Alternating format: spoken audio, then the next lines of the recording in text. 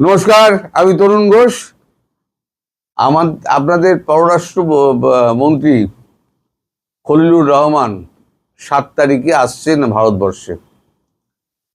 এখন তিনি আসার আগে একটুখানি ভীত এবং সন্ত্রস্ত। তার কারণ, তার সঙ্গে একটা ফোনে কথা হয়েছে আমাদের এনএসএ অজিত দোভালের। কথা হয়েছে এইটা নিয়ে যে আপনি যে আসছেন 18 পৃষ্ঠার ডিসেম্বরে আপনাকে যে নোটশিটটা দেওয়া হয়েছিল সেই নোটশিটের ব্যাপারে আপনি প্রপার উত্তর নিয়ে আসবেন। এখন সেই নোটশিটে কি ছিল আপনাকে আমি বলেছি, নোটশিটে যা যা ছিল যে 10টা পয়েন্ট বারবার আমি বলেছি। 1 নম্বরে কি ছিল, 2 নম্বরে কি ছিল, 3 নম্বরে হচ্ছে আপনার সমস্ত লেখক, শিল্পী, বুদ্ধিজীবী, তারপরে আপনার মানবাধিকার কর্মী, তারপরে আপনার চিন্তাশীল ব্যক্তি যারা আছে তাদেরকে, আপনার সাংবাদিক, তাদের নিঃশর্ত মুক্তিদান, হ্যাঁ, তারপরে জঙ্গিবাদকে প্রশ্রয় না দেওয়া। কিন্তু দেখা যাচ্ছে জঙ্গিবাদের প্রশ্রয় ওখানে চলছে এবং চাষাবাদ চলছে রীতিমতো। এই যে সম্প্রতি আমাদের এখানে যে 8 জন ধরা পড়লো, তার মধ্যে দেখা গেল যে জিজ্ঞাসাবাদ করে পুলিশ যে তার মধ্যে 7 জনই বাংলাদেশের নাগরিক। এরা বাংলাদেশের ঢাকায় দীর্ঘদিন অবস্থান করেছে এবং নিজেদের মধ্যে সলা পরামর্শ করেছে। ওইখানে তারা মডেল তৈরি করেছে এবং সেই মডেল বিস্তার করার জন্য তারা এপার বাংলায় ঢুকেছিল। এবার এখানে স্লিপার সেল করবে বলে ভারতকে খণ্ডিত করবে, এই ছিল তাদের প্ল্যান। তা তো ধরা তো পড়েছে। আরও একজন ধরা পড়েছে, তার নামটাই ভুলে গেলাম, লোন। সে হচ্ছে পাকিস্তান, কাশ্মীরি, পাকিস্তানে আইএসআই হয়ে কাজ করতো। তারপর ওখান থেকে নেপাল হয়ে, এরা যে নেপাল হয়ে ঢুকেছিল, সেই নেপাল হয়ে এই লোনও ঢুকেছিল। লোনকেও অ্যারেস্ট করা হয়েছে পরশু দিনকে। সে স্বীকার করেছে সে বাংলাদেশেই ছিল। বাংলাদেশে খাওয়া দাওয়া করে 1.5 মাস না 2 মাস ওখানে বেশ চর্বি গোস্ত খেয়ে চর্বি হয়েছে আর কি। এখন চর্বি মাটো হচ্ছে। এখন এই যে কথাগুলো যেগুলো ফোনে কথা বলা হয়েছে, এখন 7 তারিখে যখন উনি আসবেন, তখন যে বার্তাই উনি দিন না কেন খলিলুর রহমান, তাতে ডাল গলবে বলে মনে হয় না। উল্টে বাংলাদেশের তারেক রহমান সরকার কিন্তু আরো প্যাঁচে পড়তে পারে। আপনারা সমানে বলবেন আমাদের দিকে বন্ধুত্বের হাত বাড়িয়ে দিন, আমাদের আরো ডিজেল দিন, আরো খাদ্য দিন, আমাদের অমুক দিন তমুক দিন। আপনারা ভারতবর্ষকে কি দিয়েছেন? আপনারা ভারতবর্ষে শুধু জঙ্গি সাপ্লাই করছেন, আর কিছু দিতে পারেননি।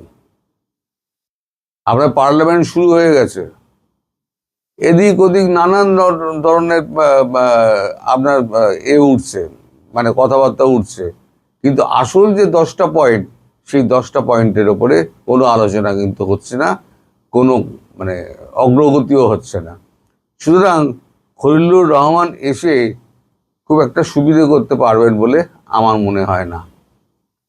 এবার প্রশ্ন হচ্ছে, এই জাতিসংঘের সভাপতি নির্বাচন, এখানে সভাপতি নির্বাচনে যদি ভারত সরকার দুজনের, ভারত সরকারের ধরে আছে, একজন হচ্ছে গ্রিস একটা, আর একটা হচ্ছে বাংলাদেশ। গ্রিস ভারতের অত্যন্ত কাছের বন্ধু এবং গ্রিসে প্রধানমন্ত্রী গিয়েছিলেন।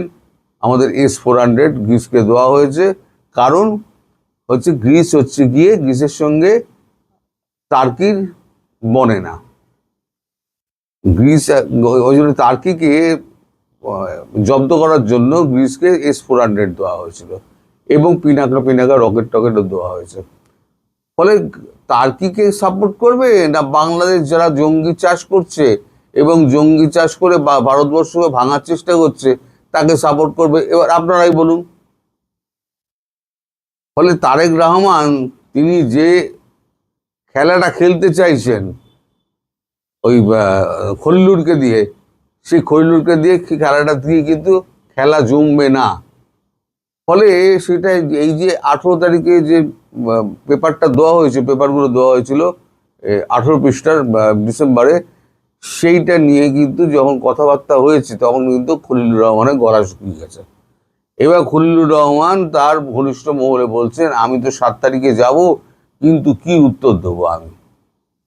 এখানে যা হচ্ছে তার উত্তর দেওয়ার তো আমার জায়গা নেই। এখন উত্তর উনি খুঁজে বেড়াচ্ছেন, তাকে সদুত্তর তো দিতে হবে।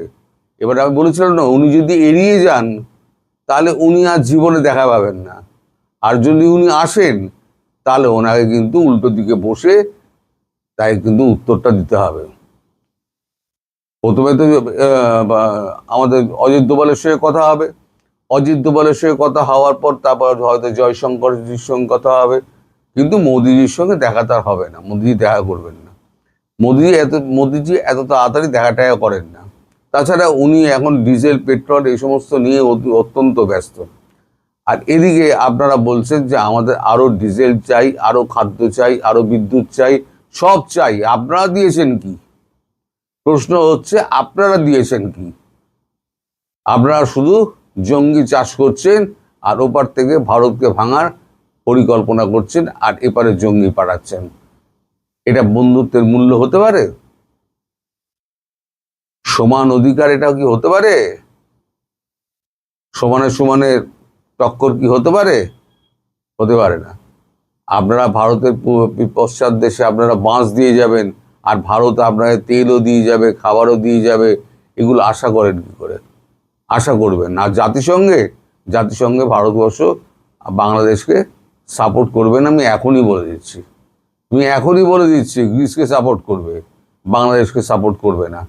কারণ বাংলাদেশ আর ভারত বন্ধু হিসেবে দেখে না। পার্শ্ববর্তী রাষ্ট্র আছে, ঠিক আছে, যতটুকু করা যায় ততটুকু করব, তার বাইরে আগ বাড়িয়ে কিছু করতে যাব না। এটা মোদিজি বুঝে গেছেন যে এদেরকে করে কিছু হবে না।